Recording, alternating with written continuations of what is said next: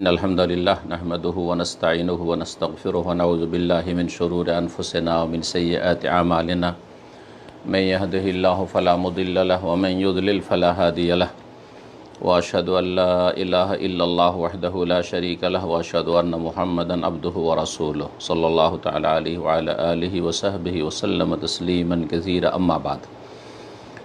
सम्मानित श्रोता ও দর্শক মণ্ডলী, আল্লাহ রাব্বুল আলামিনের প্রশংসা এবং শেষ নবী প্রিয় নবী মুহাম্মদুর রাসূলুল্লাহ সাল্লাল্লাহু আলাইহি সাল্লামের উপর সালাতু সালামের পরে আজ বৃহস্পতিবার গিয়ে জুমার রাত 25শে শাবান 1442 হিজরি মোতাবেক 8ই এপ্রিল 2021 ধারাবাহিক প্রশ্ন উত্তর পর্ব, আমাদের পর্ব নম্বর 23।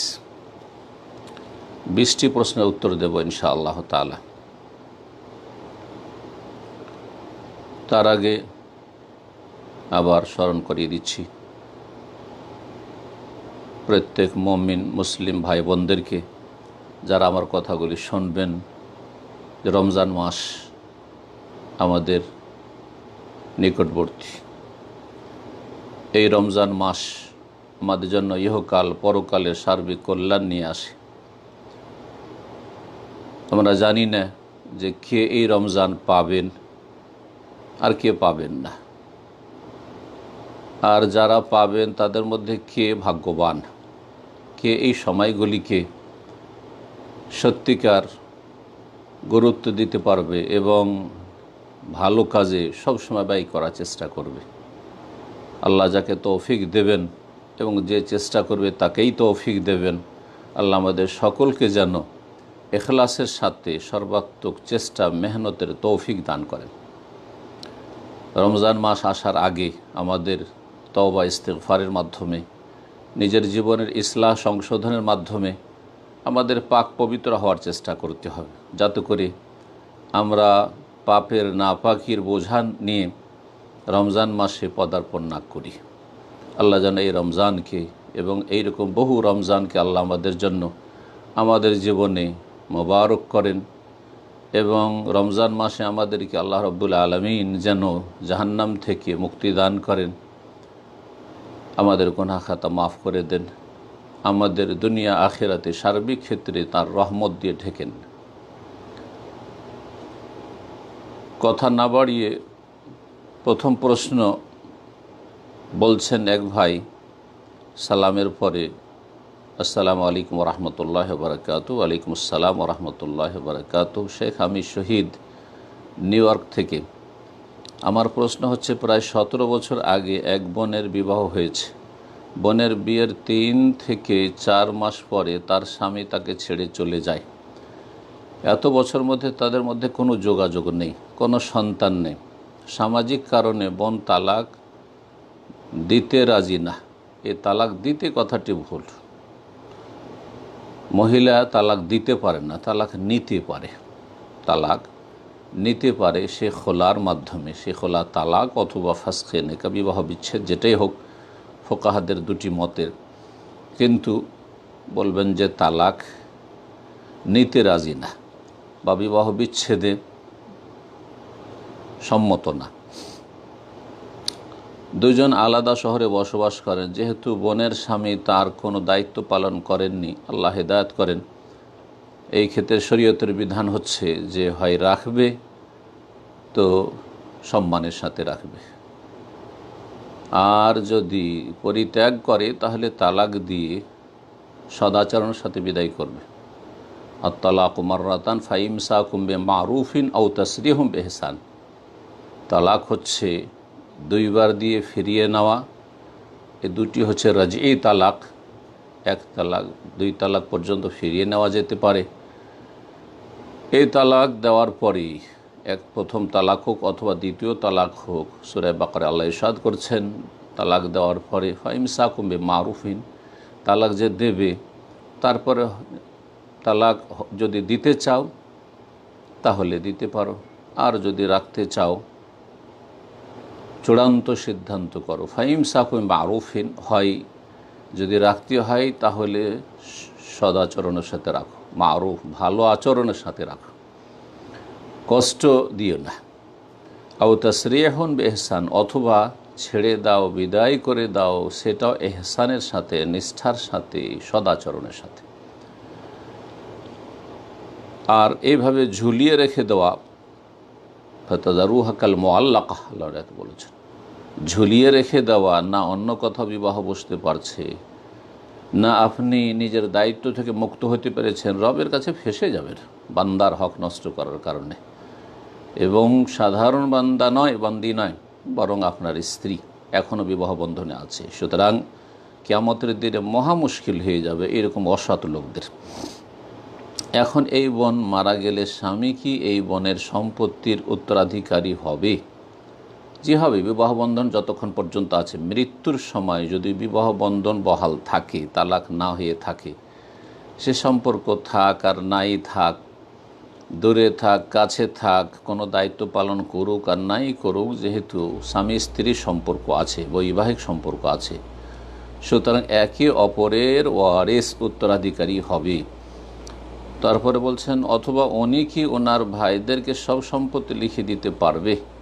সুস্থ অবস্থায় কেউ যদি মনে করে যে আমার ধন সম্পদ কাউকে লিখে দেব, তো সেটা জায়েজ, কোনো অসুবিধা নেই। যেমন সুস্থ অবস্থায় কেউ যদি পুরো দান করতে চাও, আবু বকর সিদ্দিক রাদিয়াল্লাহু তাআলা পুরো দান করেছিলেন, ঘটনা আপনারা জানেন। ওমর রাদিয়াল্লাহু তাআলা অর্ধেক দান করেছিলেন বিশেষ এক সময়, কিন্তু মৃত্যুশয্যায় রয়েছে, সেই সময় যদি কাউকে লিখে দিয়ে চলে যায় তো উদ্দেশ্য অসৎ, নিঃসন্দেহে কাউকে বঞ্চিত করার উদ্দেশ্য, এই জন্য ওলামারা জায়েজ বলেননি।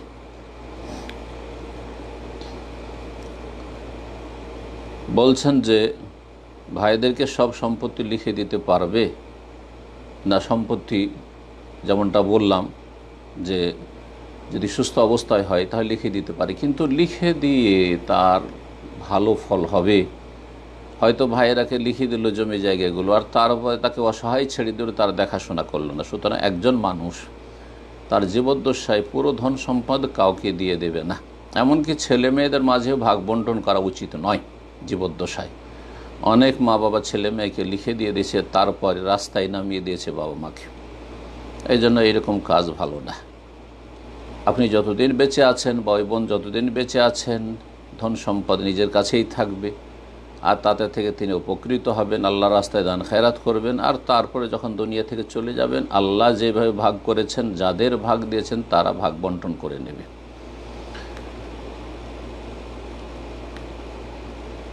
দ্বিতীয় প্রশ্ন করেছেন, আসসালামু আলাইকুম রহমতুল্লাহ বারকাতুহু। শেখ, ওয়ালাইকুম আসসালাম রহমতুল্লাহ বারকাতুহু। আমি পশ্চিমবঙ্গ থেকে বলছি, শেখ, কোম্পানিতে কি কাজ করা যাবে? যেমন এমন কোম্পানিতে কি কাজ করা যাবে যেমন ফ্লিপকার্ট, অ্যামাজন, এদের হালাল তো আছে, কিন্তু এরা যারা একেবারে টাকা দিতে পারে না বা একবারে টাকা দিতে পারে না, তাদের স্বল্প সুদে কিস্তির ব্যবস্থা করে দেয়। আপনি এমন ব্যবসায় প্রতিষ্ঠানে চাকরি করছেন যেখানে হালালের অনেক দিক আছে, হালালও আছে, কিন্তু তারা কিছু আংশিক সুদের সাথে জড়িত আছে। এখানে দেখতে হবে যে আপনি যেই কাজগুলি করছেন সেই কাজের ধরনটা কি। আপনার কাজগুলি যদি হালালে সীমিত থাকে, হারাম কাজ আপনাকে করতে না হয়, তাহলে আপনার রুজি হালাল এবং আপনার চাকরি করা বৈধ হালাল। আপনি এরকম কোম্পানিতে চাকরি করতে পারবেন। না হলে এমন কোনো কোম্পানি মনে হয় পৃথিবীতে পাবেন না যে খালেস নিখুঁত নির্ভেজাল একবারে পুরোপুরি হালালে চলছে। আপনি যেই কাজগুলি করছেন কোম্পানির, সেই কাজগুলি ঠিক কিনা, জায়েজ কিনা শরীয়তের দৃষ্টিতে, আপনি হারাম করতে বাধ্য তো নন, এসব দেখে আপনাকে সিদ্ধান্ত নিতে হবে। যদি আপনার কাজগুলি হালাল হয় তাহলে হালাল, আর আপনার কাজগুলি যদি হারাম হয় তাহলে হারাম, এরকম চাকরি করা। সূরা বাকারা আয়াত নম্বর 172 আল্লাহ রাব্বুল আলামিন বলেছেন হালাল খেতে, ইয়া আইয়ুহাল্লাযীনা আমানু কুলু মিন তাইয়্যিবাতি মা রাযাকনাকুম, হে ঈমানদারগণ, তোমাদেরকে যে রিজিক দিয়েছি তা হতে তৈয়বাত, পাক পবিত্র রিজিক ভক্ষণ করো। সুতরাং আপনি নিজে হারাম খাবেন না, হারাম উপার্জন করবেন না, হারাম কাজ করে রোজগার করবেন না। আপনার কাজ যদি হালাল হয়, আপনার মালিক কি করছে না করছে সেটা আপনার দেখার বিষয় নয়। আপনার মালিকের প্রতিষ্ঠানে কি কি কাজ হচ্ছে, বৈধ না অবৈধ, সেগুলি তদন্তর দায়িত্ব আপনাকে আমাকে দেওয়া হয়নি। দিন সহজ। 3 নম্বর প্রশ্ন বলছেন এক ভাই, আসসালামু আলাইকুম শেখ। ওয়ালাইকুম আসসালাম ওয়া রাহমাতুল্লাহ। আপনার কাছে আমার প্রশ্ন হলো, জনৈক ব্যক্তি তার পাওনাদারের টাকা মেরে দেয়, কিন্তু পরবর্তীতে যখন জানতে পারে খুবই মারাত্মক গুনাহের কাজ সে করেছে এবং বুঝতে পারে টাকাটা ফেরত দেওয়া উচিত, ততদিন প্রায় 15 বছর হয়েছে, কিন্তু এখন সে ওই পাওনাদারকে খুঁজে পাচ্ছে না এবং ঠিকানাও জানা নেই। এখন এই পাপ থেকে মুক্তির উপায় কি, দয়া করে জানাবেন। এই যে অনুভূতি হয়েছে যে আমি পাপ করেছি আর আমাকে সংশোধন করা উচিত, আমাকে এই পাপ থেকে মুক্তি লাভ করতে হবে, না হলে আল্লাহ রাব্বুল আলামিনের কাছে গিয়ে বিচার দিবসে হিসাবের সময় ফেঁসে যাব। এটা হচ্ছে ঈমানি চেতনা, এটা আপনার ভালো লক্ষণ, আলহামদুলিল্লাহ। এইরকমও যদি হয় কারো, তাহলে তার ভাগ্য ভালো, আলহামদুলিল্লাহ। সংশোধনের দিকে এসেছে, অনুভূতি হয়েছে, ঈমানি জজবা অনুপ্রেরণা জেগেছে এবং আশা করা যায় যে সংশোধন হবে ইনশাআল্লাহ। এবং যে কোনো সমস্যার সমাধান কোরআন সুন্নাহয় রয়েছে। আল্লাহ রাতবি ওয়ালা ইয়াবিস ইল্লা ফি কিতাবিম মুবিন। দুনিয়ার সার্বিক কল্যাণ আল্লাহ নাজিলকৃত দ্বীন ইসলামে রয়েছে। প্রথম যে কাজটি করবেন সেটা হচ্ছে আল্লাহর কাছে ফিরে আসবেন তওবা করে। আল্লাহ, আমি ফিরে আসছি। তওবা করা মানে এইরকম কাজ বন্ধ করবেন, আর কারোর সাথে এরকম করবেন না, বন্ধ করে দিলেন। আগামীর জন্য প্রতিজ্ঞা করবেন যে আগামীতে আর কারোর সাথে এরকম হবে না, এইরকম খেয়ানত করব না। এই যে গোনাহ হয়েছে এর জন্য আপনি অনুশোচনা করবেন, অনুতপ্ত হবেন, লজ্জিত হবেন যে খুব খারাপ কাজ করেছি। এটা হচ্ছে অনুভূতি যে আমি ভালো হতে চাই, ভুল করেছি, খারাপ ছিলাম। তার সাথে আল্লাহর কাছে ক্ষমা প্রার্থনা করবে, ইস্তিগফার করবে, তওবা ইস্তিগফার করবে। আল্লাহ রাব্বুল আলামিন ওমা কান আল্লাহু লিয়াযলিমা আনতা ফীহিম ওমা কান আল্লাহু মুআযযিবাহুম ওয়া হুম ইস্তাগফিরুন। আল্লাহ ওদেরকে আযাব দেবেন না যারা ক্ষমা প্রার্থনা করে, সেটা দুনিয়াতে হোক অথবা আখিরাতে হোক। আর যেহেতু বান্দার হক আর তাকে পৌঁছাতে পারছেন না, তার এই যে পাওনা যেটা আপনার কাছে পাবে, সুতরাং তার নামে দান করে দেবেন, তার কল্যাণের জন্য ইহকাল পরকালে দান করে দেবে। যদি মুসলিম হয় তাহলে ইহকাল পরকাল উভয় কালে কল্যাণ পাবে, আর যদি অমুসলিম হয় তাহলে দুনিয়াতে তার কল্যাণ সীমিত থাকবে, তার নামে সাদকা করে দিলে সে আখিরাতে পাবে না, পরকালে পাবে না। কারণ পরকালে পাওয়ার জন্য ঈমান, ইসলাম, তাওহীদ শর্ত রয়েছে। আল্লাহ রাব্বুল আলামিন ইনশাআল্লাহ তাআলা মাফ করবেন। 4 নম্বর প্রশ্ন করেছেন যে আমার প্রশ্ন হলো, আমি ছোট একটি কাপড়ের দোকান চালাই, বিজনেসের অবস্থা এখন আল্লাহর রহমতে মন্দা। আল্লাহর রহমতে বলবেন না, যখন মন্দ থাকবে, একটু খারাপ থাকবে, মানে আল্লাহর হেকমতে, এতে আল্লাহর হেকমত প্রজ্ঞা রয়েছে।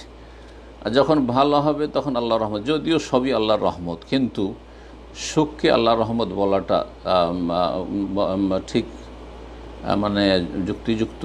আর যেখানে অশান্তি রয়েছে অথবা কষ্ট রয়েছে অথবা আর্থিক দিক থেকে আপনার ক্ষয়ক্ষতি রয়েছে, বা আল্লাহর হিকমত, যে কোনো কাজ হচ্ছে যদি বাহ্যিক মন্দ হয় আমাদেরকে কেন্দ্র করে, বান্দাকে কেন্দ্র করে, কিন্তু আল্লাহ রাব্বুল আলামিন সেটাতে কল্যাণ রেখেছেন। প্রতি মাসে আমার যে কেনা বেচা হয় তাতে দোকান ভাড়া, স্টাফের স্যালারি, বিদ্যুৎ বিল, ফ্যামিলি খরচ, আনুষঙ্গিক খরচ শেষে হাতে টাকা থাকে না। আলহামদুলিল্লাহ আলা কুল্লি হাল। এমতো অবস্থায় আমি দোকানের মালামালে জাকাত কিভাবে দেব? ইনশাআল্লাহ উত্তর দিয়ে আমাকে উপকৃত করবেন। দোকানের মালামাল বলতে আপনি কি বুঝছেন? আপনার প্রতিষ্ঠান হচ্ছে যে কাপড়ের দোকান চালান, তার মানে কাপড়ের দোকানে কাপড় রয়েছে, মাল সামগ্রী রয়েছে। দোকানে যেসব কিছু রয়েছে সেগুলি 2 ভাগে বিভক্ত। এক হচ্ছে ফার্নিচার, জি ফার্নিচার, আর তারপরে সেখানকার পজিশন যে সালামি কেনা আছে বা দেওয়া আছে ইত্যাদি, সাজ সরঞ্জাম, আরও কিছু, এগুলিতে জাকাত লাগবে না, এগুলিতে জাকাত লাগবে না। আপনার দোকানপাট এমন কোনো দোকানপাট যাতে কোনো যন্ত্রপাতি ব্যবহার করা হয় তাতেও জাকাত লাগবে না। জাকাত লাগবে কিসে? ব্যবসায় সামগ্রী, অরুদুত্তি যারা ব্যবসায় সামগ্রী, তাহলে যতগুলি কাপড় আপনার রয়েছে, সেটা রেডিমেড হোক অথবা কাপড় থান হোক, যে কোনো ধরনের হোক, যে মাল সামানগুলি রয়েছে, যেগুলি পণ্য বিক্রি করার আপনি বিক্রি করছেন, করবেন, সেগুলি হচ্ছে আপনার ব্যবসায় সামগ্রী। এগুলিতে প্রতি বছর একবার হিসাব করবেন। প্রতি বছর একবার হিসাব, যখন থেকে ব্যবসা শুরু করেছেন তখন থেকে আপনি 1 বছর পুরা হলে প্রতি বছর হিসাব করবেন কত টাকার মাল সামান আছে। আপনি লাগিয়েছেন 1 লাখ টাকা, কিন্তু দেখা গেল যে 1 বছর পরে 5 লাখ টাকার মাল সামান আছে, তাহলে 5 লাখ টাকাতেই জাকাত দিতে হবে। লাগিয়েছেন 1 লাখ টাকা, 1 বছর পরে লস খেয়ে, মার খেয়ে, ব্যবসা মন্দা, তারপরে 50,000 টাকার মাল সামান আছে, তাহলে 50,000 টাকায় জাকাত দেবেন। এইভাবে জাকাত দেবেন আপনি। 5 নম্বর প্রশ্ন করেছেন, 4 রাকাত সুন্নাত নামাজের প্রতি রাকাতে কি সূরা ফাতিহার সাথে আর একটি সূরা মিলিয়ে পড়তে হবে?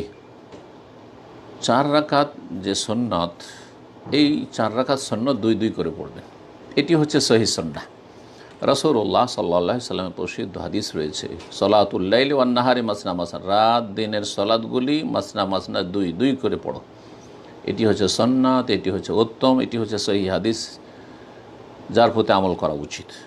একমাত্র একটি হাদিস রয়েছে যোহরের আগের সুন্নত সম্পর্কে, লাইসা বাইনাহুন্না তাসলিম বা লাইসা ফিহিন্না তাসলিম, আরবাউন লাইসা বাইনাহুন্না তাসলিম, 4 রাকাত সালাত যার মাঝে কোনো সালাম নেই। কিন্তু হাদিসটি বিশেষজ্ঞদের নিকট, মুহাদ্দিসিন কিরামদের নিকট জয়ীফ।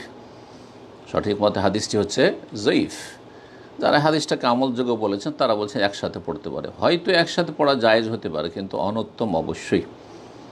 এই হাদিস জয়ীফ, আল্লামা আলবানী হাদিসটিকে জয়ীফ বলেছেন। সুতরাং এই জয়ীফ হাদিস পর আমল করে জোহরে যে হানাফি তরিকায় অভ্যাস রয়েছে 4 রাকাত 1 সালামে পড়া, তেমনটা করবেন না, বরং 2 রাকাত পড়বেন, সালাম ফিরবেন, তারপরে আবার একামত হয়নি, ধরেন পুরুষ মানুষ মসজিদে গেছে, একামত হয়নি, আবার 2 রাকাত শুরু করেন। অনেক সময় দেখা যাচ্ছে যে একসাথে 4 রাকাত শুরু করে দিয়েছেন আর ছাড়ছেন না আপনি, এদিকে 2 রাকাত হয়নি আর ইমাম একামত দিয়ে দিচ্ছে, আপনি মহা মুশকিলে পড়ে গেছেন। আর না হয় ওই হানাফিদের মতো সুন্নতের খেলাফ, নবী সাল্লাল্লাহু আলাইহি ওয়াসাল্লামের নাফরমানি করছেন কি, আপনি সুন্নত চালিয়ে যাচ্ছেন, অথচ রাসূলুল্লাহ সাল্লাল্লাহু আলাইহি ওয়াসাল্লাম বলেছে, ইযা উকিমাতুস সালাতু, যখন সালাতের একামত হয়ে যাবে, ফালা সালাতা ইল্লাল মাকতুবা, ফরজ সালাত ছাড়া অন্য কোনো সালাত নেই।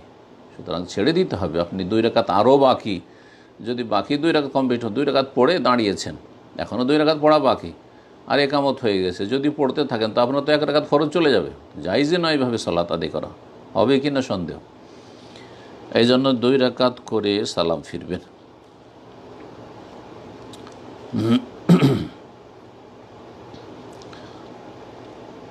তারপরে জিজ্ঞেস করেছেন, 3টি প্রশ্ন করেছেন এখানে আপনি ছোট ছোট। আমি মাঝে মাঝে সানা সুবহানাকা আল্লাহুম্মা আর সাথে আল্লাহ বাইদ বাইনি এটাও পড়ি, একসাথে পড়বেন না। সানাগুলি বা ইস্তেফতার যে দোয়াগুলি রয়েছে তাকবীরে তাহরিমার পরে, সেগুলি বেশ কিছু রয়েছে, যে কোনো একটি পড়বেন, যে কোনো একটি পড়ে সুবহানাকা আল্লাহু ওয়া বিহামদিকা এটি পড়েন শুধু, অথবা শুধু আল্লাহ বাইদ বাইনি পড়েন, শুধু ইন্নি ওয়াজহাতু ওয়াজহিয়া পড়েন, এইভাবে যে কোনো একটি পড়বেন। বিভিন্ন সময় বিভিন্নটি পড়তে পারে।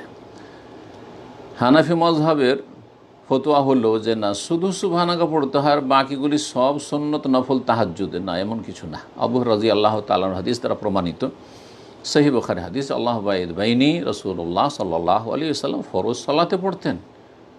জি, তো সুতরাং এগুলি ফরজও পড়া যেতে পারে, সুন্নতে তাহাজ্জুদও পড়া যেতে পারে, আর যে কোনো একটি পড়বেন। একসাথে 2-3 মিলানো এটি সুন্নতের খেলাফ, বরং বেদাতের কাছাকাছি।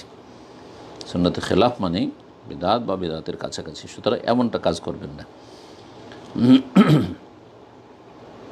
বলছেন তারপরে ইন্নি ওয়াজহাতু পড়ে আউযুবিল্লাহ, না না না, এই 3টে একসাথে পড়া যাবে না, একটা পড়বেন। শুধু ইন্নি ওয়াজহাতু পড়েন, আউযুবিল্লাহ পড়েন, আর তারপরে সূরা ফাতিহা, আউযুবিল্লাহ বিসমিল্লাহ পড়ে সূরা ফাতিহা পড়ি। এটা কি ঠিক না? যেমনটা বললাম যে ঠিক নয়। শুধু সুবহানাকা, শুধু আল্লাহ বাইদ বাইনি, শুধু ইন্নি ওয়াজহাতু ওয়াজহিয়া, তারপরে আউযুবিল্লাহ বিসমিল্লাহ পড়ে আপনি সূরা ফাতিহা পড়েন। 3 নম্বর প্রশ্ন করছেন, সেজদায় কি আস্তাগফিরুল্লাহাল্লাযী লা ইলাহা ইল্লা হুয়াল হাইয়ুল কাইয়্যুম পড়া যাবে? হ্যাঁ, পড়া যাবে। সেজদাতে আপনি ইস্তিগফারের এই দোয়া অথবা যে কোনো দোয়া পড়তে পারেন। সেজদায় যেমন তাসবিহ করা যাবে, আল্লাহর প্রশংসা তাহমিদ করা যাবে, আল্লাহর বড়ত্ব তাকবীর পাঠ করা যাবে, সব কিছুই করা যাবে। জি, দোয়া করা যাবে, কোরআনি দোয়া করা যাবে, হাদিসের দোয়া করা যাবে, নিজের ভাষাতে দোয়া করা যদি উত্তম হচ্ছে আরবিতে দোয়া করা, আর তাই যথেষ্ট ইনশাআল্লাহ। কিন্তু কেউ যদি প্রয়োজন মনে করেন যে আমার খুবই প্রয়োজন, এটা আল্লাহর কাছে চাইতে হবে, আর সবচেয়ে নিকটবর্তী আমি সিজদায় হই, সুতরাং আমি নিজের ভাষায় দোয়া করব, তাও করতে পারে। কারণ সেটি আল্লাহর সাথে কথা বলা। সালাত হচ্ছে আল্লাহর সাথে কথা বলার জন্য, সালাত আরবিতে কথা বলার জন্য না। হ্যাঁ, যেই দোয়াগুলি রয়েছে, সূরা রয়েছে যেগুলি নবী সাল্লাল্লাহু আলাইহি ওয়াসাল্লাম পড়েছেন নিয়মিত, সেগুলি আরবিতেই মুখস্থ করতে হবে, আরবিতেই পড়তে হবে, এটা সবসময় রাখতে হবে। কিন্তু ইখতিয়ারি দোয়া, যে দোয়াগুলি আপনি নিজের পছন্দনীয় দোয়া করবেন, আপনি আপনার প্রয়োজন মোতাবেক, সেগুলি যেই ভাষায় সুন্দর করে আপনি পেশ করতে পারেন রবের কাছে দরখাস্ত, সেই ভাষায় আপনি দোয়া করতে পারবেন। আল্লাহু তাআলা আলাম। 6 নম্বর প্রশ্ন করছেন, আসসালামু আলাইকুম শাইখ। ওয়ালাইকুম আসসালাম ওয়া রাহমাতুল্লাহ। প্রশ্ন, আমাদের এলাকায় কোনো আহলে হাদিস মসজিদ নেই, এমনকি কোনো কওমি দেওবন্দি মসজিদও নেই, শুধু আছে বেরেলভি মসজিদ। এক্ষেত্রে আমি যদি শুক্রবারের জুমার নামাজের পরিবর্তে ঘরে জোহর নামাজ আদায় করলে কি কোনো গুনাহ হবে? সে দয়া করে একটু জানাবেন। না, এভাবে চলবে না। আপনি কন্টিনিউ আপনি সারা জীবন সেখানে, যেহেতু বেরেলভি রেজভি যারা মাজারপন্থী, যারা বড় বড় শিরকি আকীদা রাখে এবং প্রকাশ্য তারা শিরক করে, গায়রুল্লাহর কাছে সাহায্য চেয়ে থাকে, তারাই হচ্ছে বেরেলভি ভারত, বাংলাদেশ, পাকিস্তানে। তো এই আকীদায় যারা, তাদের পেছনে সলাতো হবে না নিঃসন্দেহে। যারা বড় শিরকে লিপ্ত, শিয়া, রাফেজি এবং বেরেলভি, এইরকমই কাদিয়ানি, আর এইরকমই যতগুলি বেদাতে মোকাফেরাতে লিপ্ত, এমন বেদাত যে বেদাতগুলি কুফর পর্যন্ত পৌঁছায়, তাদের পিছনে সালাত হবে না। হ্যাঁ, যারা ছোটোখাটো বেদাত করে, বেদাত মুফাসসিকা, মোকাফেরা নয়, যে বেদাতগুলিতে কাফের হয়, নিয়ত পড়ে, সম্মিলিত মোনাজাত করে, জায়নামাজে দোয়া পড়ে, মিলাদ করে, এদের পিছনে সালাত হবে আল কারাহা, অপছন্দনীয়। তো যেখানে মসজিদ নেই, সপ্তাহে একদিন আপনি দূরে গিয়ে জুমা পড়ে আসবেন, যেখানে পাবেন মসজিদ সেখানে সালাত জুমার পড়ে আসবেন। মুসলিম জুমা এবং জামাত যথাসাধ্য পালনের চেষ্টা করবে। 5 ওয়াক্ত হয়তো মসজিদ পাচ্ছেন না, কিন্তু সারা জীবন এইভাবে বসবাস করবেন না। যদি এমনই অবস্থায় আপনার যে আপনার এলাকায় বেরেলভি ছাড়া আপনার কোরআন সুন্নাহ অনুসারী কেউ নেই, সারা জীবন এইভাবে বসবাস করা জায়েজ নয়, তাহলে আপনি আপনার পরিবারকে, আপনার ছেলে মেয়েদেরকে আপনি ঝুঁকিতে রেখে চলে গেলেন। আপনি এইভাবে কয়েকদিন চলবেন, তারপর তারা আবার শিরক বিদাতে লিপ্ত হয়ে যাবে, আবার কবর মাজার পূজায় লিপ্ত হয়ে যাবে। ইয়া আইয়ুহাল্লাযীনা আমানু কু আনফুসাকুম আহলিকুম নার, হে ইমানদারগণ, তোমরা নিজেদেরকে এবং নিজের পরিবার পরিজনকে জাহান্নামের আগুন থেকে বাঁচাও। জাহান্নামের আগুন থেকে বাঁচালেন কোথায়? জাহান্নামের আগুনের পাশে রেখে দিয়ে চলে গেলেন। আল্লাহ হেফাজত করুক। সুতরাং হিজরত করা ফরজ। দুনিয়ার গরজে 10,000 মাইল দূরে কোথা থেকে কোথা হিজরত করে চলে যাচ্ছেন, এমন দেশে হিজরত করেছে যেখানে একটা কোনো বংশধর নেই, কেউ নেই, তারপরে হিজরত করছেন পেটের দায়। আর দিনের দায়ে আপনি আখিরাতের জন্য আপনি হিজরত করবেন না? হিজরত করা ফরজ, হিজরত করবেন। জি, এক জায়গায় কোরআন সুন্নাহ অনুসারীরা বসবাসের চেষ্টা করেন। জি, যেখানে দেখছেন যে আলহামদুলিল্লাহ একটি মসজিদ আছে, কোরআন সুন্নাহ ভিত্তিক মসজিদ, সেখানে সহিহ সুন্নাহ মোতাবেক সালাত আদায় করতে পারবো, সেখানে দিনের দাওয়াতে কাজ করতে পারবো, সবাই হিজরত করে সেখানে আসেন। আল্লাহ যেন তৌফিক দান করেন এবং আল্লাহ সমস্ত অনিষ্ট থেকে হেফাজত করেন ভালো মানুষদের। 7 নম্বর প্রশ্ন করেছেন, আসসালামু আলাইকুম শেখ। প্রশ্ন, আমি যেহেতু আহলে হাদিস, সুতরাং আমি কি বেরেলভি পরিবারের পাত্রী বিয়ে করতে পারবো? যদি তাকে বিয়ের পরে সঠিক দিন শিক্ষা দেই, এই নিয়তে করা যাবে? দয়া করে একটু জানান, জানালে অনেক উপকৃত হব। বেরেলভি পরিবারের পাত্রী দেখতে হবে যে সেই পাত্রী কি আলাল ফিতরা আছে, অর্থাৎ প্রত্যেক শিশু জন্মায় ফিতরাতের, কুল্লু মাউলুদিন ইউলাদু আলাল ফিতরা, প্রত্যেক শিশু জন্মায়, এমনকি মুসলিম ঘরের ছেলেমেয়েরা জন্মায় ফিতরাতের উপর। সাবালক হলে ফাবা ইউহাওয়েদানিহি আও ইউনাসসিরানিহি আও ইউমাজ্জিসানি, মাতা পিতা আর যদি ইহুদি হয় তো ইহুদি বানিয়ে দেয়, যদি খ্রিস্টান হয় তো খ্রিস্টান বানিয়ে দেয়, মজ্জুস অগ্নিপূজক হলে অগ্নিপূজক বানিয়ে দেয়, হিন্দু হলে হিন্দু বানিয়ে দেয়, বেরেলবি হলে বেরেলবি বানিয়ে দেয়, মাজার পূজারি বানিয়ে দেয়। এখন এই মেয়ে হয়তো সাবালিকা হতে যাচ্ছে এখন বা হয়েছে মাত্র, আর সে এখনও সে বেরেলবি আকীদা সম্পর্কে কিছু জানে না, আলাল ফিতরা আছে। তাকে যদি বলেন যে আল্লাহ কোথায়, বলে যে হ্যাঁ ওপর দিকে, জি, যেমন হিন্দুরাও প্রাকৃতিকভাবে বলে থাকে যে ওপরওয়ালা, জি হ্যাঁ, এটা হচ্ছে প্রকৃতি, মানুষের নেচার, জি হ্যাঁ। যেমন রাসূলুল্লাহ সাল্লাল্লাহু আলাইহি ওয়াসাল্লাম সে দাসীটিকে পরীক্ষা করার জন্য জিজ্ঞেস করেছে আইন আল্লাহ, সহিহ মুসলিম হাদিস, আল্লাহ কোথায়? সে বলেছিল ফিস-সামা, আকাশে। তাহলে আমি কি বলছে, আনতা রাসূলুল্লাহ, আপনি আল্লাহ রসুল সাল্লাল্লাহু আলাইহি ওয়াসাল্লাম, রাসূলুল্লাহ সাল্লাল্লাহু আলাইহি ওয়াসাল্লাম তার মালিক বলে আতিকা ফাইন্নাহা মুমিনা, একে স্বাধীন করে দাও, এ তো ইমানদার।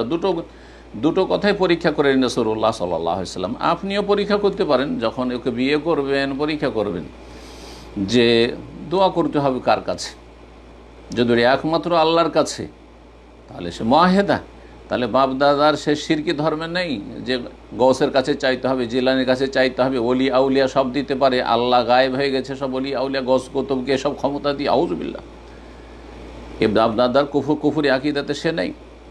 তাকে জিজ্ঞেস করবেন যে নবী কি সব গায়েব জানে, আলেমুল গায়েব? নবী কি হাজির নাজির? যদি বলে নবী আলেমুল গায়েব, নবী হাজির নাজির, তাহলে বাপদের তার ফিতরাত বিকৃত হয়ে গেছে, তার প্রকৃতিতে বিকৃতি চলে এসছে, সে কুফরিতে লিপ্ত হয়ে গেছে বাপ দাদাদের মতো। আর যদি বলে না আল্লাহ ছাড়া কেউ গায়েব জানেন না, তাহলে সে ফিতরাতের ওপর আছে, তাহলে বিয়ে করুন। আর আপনি বিয়ে করবেন হ্যাঁ দ্বিতীয় শ্রেণীর ছেলে অথবা মেয়ে, বেরেলবি ঘরানার অথবা শিয়া ঘরানার, তারা সেই শিয়া আকীদা সম্পর্কে বা বেরেলবি বদ আকীদা সম্পর্কে পড়াশোনা করে একবার শক্ত হয়ে গেছে, তাদের পরীক্ষা করলে বুঝতে পারবেন। আর তারপরে যদি বলেন যে না, সে যদিও বলছে যে ওলিয়া গৌস কুতুব দিতে পারে, যদিও বলছে যে নবী আলেমুল গায়েব হাজির নাজির, নবী মুখতারিকুল, সব কিছুর ক্ষমতা রাখেন, জান্নাত জাহান্নাম সব কিছুর মালিক নবী, এসব আকীদা হচ্ছে বেরেলবিদের কুফরি আকীদা, শিরকি আকীদা। তারপরেও আপনি এই অজুহাত করবেন যে আমি একে হেদায়েত করবো, আরে আপনাকে হ্যাঁ গোমরা করে জাহান্নামে নিয়ে চলে যাবে। জি, অনেক সময় মহিলারা বেশি প্রভাব সৃষ্টি করতে পারে পুরুষদের তুলনায়, জি, যার ফলে এই রকম প্রকৃতি বিকৃত হয়ে গেছে এমন ছেলেকে অথবা মেয়েকে বিয়ে করবেন না, বরং কোরআন সুন্নাহ ভিত্তিক আকীদা বিশ্বাস রাখে এরকম দেখে ভালো চরিত্রের ভালো আকীদার মানুষকে বিয়ে করবেন, ছেলে হোক অথবা মেয়ে হোক। হেদায়েতের আশা করেছেন আপনাকে গোমরাহ করে দেবে, কত এরকম কিচ্ছা কাহিনী আছে, সত্য ঘটনা রয়েছে। আমাদের অনেক ছাত্র দুটো মেয়ে হয়ে গেছে, বেরেলবি না দেওবন্দি ঘরের, তার ভাই হচ্ছে হাটহাজারি ফারেক দেওবন্দি, ওই মেয়ের ভাই, সে মেয়ে দুটো মেয়ে থাকা সত্ত্বেও সৌদি আরবে থাকে, ভালো ইনকাম করে, নেক এবং আখলাক চরিত্রওয়ালা ছেলে, তাকে ছেড়ে দিয়ে ভাইয়ের কথা শুনেছে, আমার ভাই আলেম হুজুর, সে বুঝে, তুমি কি বুঝো, তালাক নিয়ে চলে গেছে। আমি যখন লন্ডন গেলাম, সেখানে এক ভাই যুবক ছেলে, সে বলছে তার স্ত্রী 2 বছর থেকে তার সংসার ছেড়ে চলে গেছে। কেন চলে গেছে? বলছে তার স্ত্রী হচ্ছে ইখওয়ানি জামাতি, চরমপন্থী, আর সে সালাফি হয়েছে। বলছেন না সে ইখওয়ানি জামাতি, সে মেয়ে বাঙালি মেয়ে, তার সাথে থাকবে না, তালাক নিয়ে চলে গেছে।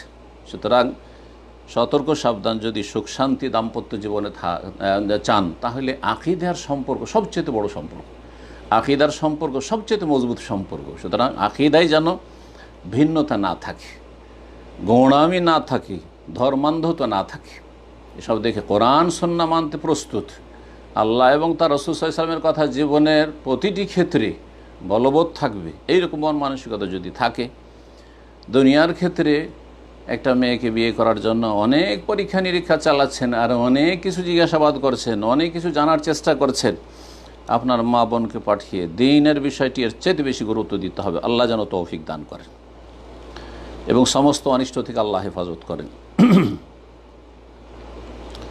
8 নম্বর প্রশ্ন। আসসালামু আলাইকুম শেখ। ওয়ালাইকুম আসসালাম রহমতুল্লাহ। শ্বশুর বাড়ি থেকে যদি বাবার বাড়ির দূরত্ব আধা ঘন্টা রাস্তা হয়, তাহলে কি মাহরাম ছাড়া যাওয়া আসা করা যাবে?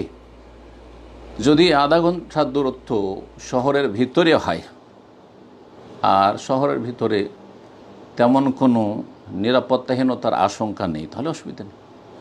কিন্তু এক শহর থেকে আরেক শহর যাবেন আধা ঘন্টা, সে আধা ঘন্টা আপনি ট্রেনে, নিশ্চয়ই ট্রেনে বা বাসের কথা বলছেন, তাহলে বলবো যে জায়েজ নাই, মাহরাম ছাড়া এরকম সফর করবেন না। কিসের নিরাপত্তা রয়েছে মাঠে ঘাটে? এক শহর থেকে আরেক শহরের মাঝখানে যে ফাঁকা মাঠ রয়েছে, কোনো নিরাপত্তা নেই। আর এই জন্য একা মহিলাদের সফর করার কারণে ধর্ষণের শিকার হচ্ছে। কখনো সাধারণত কখনো ইল্লা মাশা আল্লাহ মাহরামের সাথে আছে, একজন পুরুষ, শক্তিশালী পুরুষের সাথে কোনো মহিলা আছে আর ধর্ষণের শিকার হয়েছে, এটা বিরল ব্যাপার। অধিকাংশ মহিলারা ধর্ষণের শিকার হয়, সেটা নিজের চলন দোষে এবং ইসলাম বিরোধী কাজ করার কারণে। ইসলাম যদি জীবনের প্রতিটি ক্ষেত্রে মেনে চলে তাহলে এই রকমটা হবে না। বেগানা পুরুষের সাথে নির্জনতা অবলম্বন করবে না, সুতরাং যৌন হয়রানির সুযোগ পাবে না। কর্মক্ষেত্রে নির্জনে একটা পুরুষের সাথে কাজ করছে, অবশ্যই যৌন হয়রানির শিকার হইতে হবে, ধর্ষণের শিকার হইতে পারে। একা সফর করছে, একা ঘুরে বেড়াচ্ছে যেখানে সেখানে, সুতরাং সতর্ক সাবধান হন, এতে কল্যাণ রয়েছে। তো যদি এক শহর থেকে আরেক শহর, এক গ্রাম থেকে আরেক গ্রাম, ফাঁকা মাঠ রয়েছে মাঝখানে, তাহলে মাহরাম ছাড়া এরকম সফর করবেন না। তারপরে বলছেন যে আর কেনাকাটা করার জন্য কি কয়েকজন মেয়েরা একসাথে শপিং মলে যেতে পারবে? কেনাকাটা করার জন্য শহরের ভিতরে, কেনাকাটা সাধারণত শহরের ভিতরে, এক শহর থেকে আরেক শহর নয়। এখন কেউ যদি মনে করেন যে দাম্মাম থেকে রিয়াজ কেনাকাটার জন্য যাচ্ছে, দাম্মাম থেকে এখান থেকে 80 কিলোমিটার দূর জুবাইল যাচ্ছে কেনাকাটার জন্য, হ্যাঁ একা অথবা কয়েকজন মহিলা, বলবে যে না যাইজ না, এভাবে যাবে না, মাহরাম ছাড়া। মহিলার মাহরাম হতে পারে না। কিন্তু শহরের ভিতরে কেনাকাটা যদি করে তাহলে কয়েকজন মহিলা থাকলে সবচেয়ে ভালো, কিন্তু জরুরি না। একাও কেনাকাটা করতে পারেন, বাসার আশেপাশে আছে, নিচে গেলেন আর যাওয়ার পরে দোকানপাট থেকে কেনাকাটা করে চলে আসলেন শহরের ভিতরে আশেপাশেই, কোনো অসুবিধা নেই ইনশাআল্লাহ। জি। 9 নম্বর প্রশ্ন করেছেন, আসসালামু আলাইকুম শেখ। ওয়ালাইকুম আসসালাম রহমতুল্লাহ। কানাডা থেকে বলছি, ফরজ সালাতের পরে জিকির আজকার দোয়ার মতো সুন্নাত নফল যেমন তাহাজ্জুদ, চাঁদ নামাজের পরে কি কি ধরনের জিকির দোয়া করা যায়? ফরজ সালাতের পরে জিকির আজকার দোয়ার মতো, ফরজ সালাতের পরে জিকির আজকার রয়েছে, জি। কিন্তু সুন্নত নফল তাহাজ্জুদ চাঁদ এইসব সালাতের পরে কোনো বিশেষ জিকির আজকার নেই। যদি বিশেষ কোনো জিকির আজকার করেন অথবা ফরজ সালাতের পরে জিকির আজকারগুলি করা শুরু করেন তো এটি সুন্নতের খেলাফ কাজ, বিদআত হবে, ঠিক নয়। যতগুলি জিকির আজকার রয়েছে ফরজ সালাত থেকে সালাম ফিরার পরে ইমাম হোক অথবা বক্তাদি হোক সকলের জন্য। বাকি কথা হলো আপনি এমনি আরও বসে থাকবেন মুসাল্লায় আর জিকির আজকার করবেন, কোনো অসুবিধা নেই। তাহাজ্জুদ পড়ে বসে আছেন, দোয়া করেন, জিকির আজকার করেন। জিকির আজকার সেটা আল্লাহর কাছে যাচ্ছামূলক হতে পারে, সেটা দোয়া, হ্যাঁ। আবার আল্লাহর গুণগানমূলক, হ্যাঁ, হতে পারে, হ্যাঁ। আল্লাহ রাব্বুল আলামিনের প্রশংসা, গুণগান, সুবহানাল্লাহি ওয়া বিহামদিহি আদাদা খালকিহি ওয়া রিদা নাফসিহি ওয়া জিনাতা আরশিহি ওয়া মিদাদা কালিমাতিহি, এভাবে হতে পারে যে। আর এটা হচ্ছে অত্যন্ত ফজিলতপূর্ণ জিকির বা তাসবিহ, জি, যেটাকে উলামা ইকরামগণ বলেছেন জিকির মুদাআফ, এমন জিকির যেটা বহুগুণে বর্ধিত, একবার পড়লে বহুগুণ আপনি সওয়াব পাবেন, জি। সুতরাং এই জিকির আজকারগুলি পড়বেন, যেই জিকির আজকারগুলির বেশি বেশি ফজিলত রয়েছে, সুবহানাল্লাহি ওয়া বিহামদিহি সুবহানাল্লাহিল আযীম, সুবহানাল্লাহি ওয়া বিহামদিহি সুবহানাল্লাহি লা ইলাহা ইল্লাল্লাহু ওয়াহদাহু লা শারীকা লাহু লাহুল মুলকু ওয়া লাহুল হামদু ওয়া হুয়া আলা কুল্লি শাইইন কাদির, এইরকম। কিন্তু নিয়ম বানিয়ে নেবেন না যে আমি তাহাজ্জুদের পরে আর চাস্তের পরে আর নফল পড়ার পরে এই জিকিরগুলি করব, নিয়ম বানাবেন না। আপনি আরও জিকির আজকার করতে চাইছেন করুন, অসুবিধা নেই। আর সবচেয়ে উত্তম জিকির আজকার হচ্ছে নফল সালাতের ভিতরে, ফরজের পরে। সালাতের ভিতরে জিকির আজকার সালাতের বাইরে জিকির আজকার চাইতে উত্তম। এইরকমই তেলাওয়াত, বাইরের তেলাওয়াতের চাইতে সালাতের ভিতরে যদি কেউ দীর্ঘ তেলাওয়াত করে সেটি উত্তম। 10 নম্বর প্রশ্ন, হ্যাঁ আরেকটি প্রশ্ন করেছেন সেখানেই 9 নম্বরে, বলছেন যে আরেকটি প্রশ্ন, শেখ সেজদার মধ্যে কোরআনের দোয়া পড়া যায় না, এটি কি ঠিক? সেজদার মধ্যে কোরআনের দোয়া করা যায়, দোয়াকে পড়া বলে না, দোয়া করা যায়। রব্বানা আতিনা ফিদ দুনিয়া হাসানা ওয়া ফিল আখিরাতি হাসানা ওয়া কিনা আযাবান নার রব্বানা যালামনা আনফুসানা ওয়া ইল্লাম তাগফির লানা ওয়া তারহামনা লানাকুনান্না মিনাল খাসিরিন লা ইলাহা ইল্লা আনতা সুবহানাকা ইন্নী কুনতু মিনাজ জালিমিন। এইভাবে রব্বে গফিরলি ওয়ালি ওয়ালিদাইয়া ওয়ালিল মুমিনিনা ইয়াওমা ইয়াকুমুল হিসাব রব্বির হামহুমা কামা রাব্বায়ানি সগীরা রব্বি হাবলি মিনাস সালিহিন রব্বানা হাব লানা মিন আজওয়াজিনা ওয়া যুররিয়াতিনা কুররাতা আয়ুন ওয়াজআলনা লিল মুত্তাকিনা ইমামা। এইরকম এই সমস্ত কোরআনে কারীমের দোয়া, কোরআনে কারীমের দোয়া সেজদাতেও করা যাবে, কোনো সন্দেহ নেই। যদি কেউ ফতোয়া দিয়ে থাকে সে বুঝেনি, আসলে নিঃসন্দেহে বুঝেনি, ভুল কাজ করেছে এবং ভুল ফতোয়া দিয়েছে। আর তেলাওয়াত আলাদা জিনিস, তেলাওয়াত করা যাবে না। নবী করিম সাল্লাল্লাহু আলাইহি ওয়াসাল্লাম বলেছেন, নহিতু আন আকরা আল কোরআন রাকিয়ান আও সাজিদান, আমাকে নিষেধ করা হয়েছে, বারণ করা হয়েছে রুকু এবং সেজদাতে কোরআন তেলাওয়াত করতে। আপনি রুকু সেজদাতে যদি সূরা ফাতিহা পড়া শুরু, রুকু সেজদাতে সূরা বাকারা ধরিয়ে দিলেন, আপনি রুকু সেজদাতে সূরা ইখলাস ফালাক নাস পড়ছেন, তো জায়েজ না, এটা নিষেধ আছে।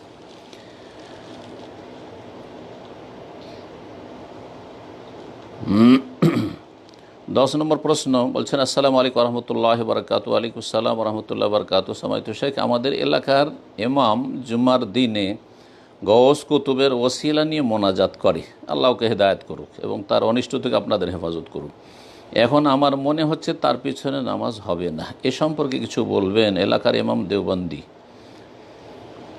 গওস কুতুবের ওসিলা ধরে দোয়া করা বা এমনকি নবী রসুলগণের ওসিলা ধরে দোয়া, কোনো ব্যক্তিকে ওসিলা ধরা, এটি হচ্ছে বেদাতি কাজ, বড় শিরক নয়।